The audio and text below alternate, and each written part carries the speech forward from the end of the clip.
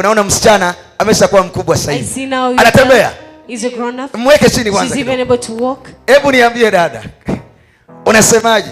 Watie moyo wengine ambao wamepitia kwenye changamoto kama ya kwako. Kweli nina furaha sana. Ndio.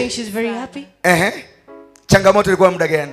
For how long were you not able to conceive? Miaka 7. For 7 years. Miaka 7. She was not able to conceive.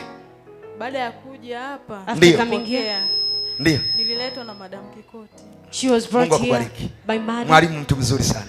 Asante sana.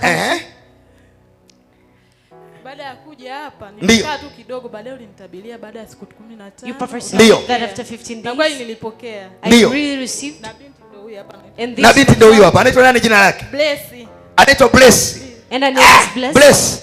Unataka awe nani Bless? Daktari wa magonjwa ya wanawake.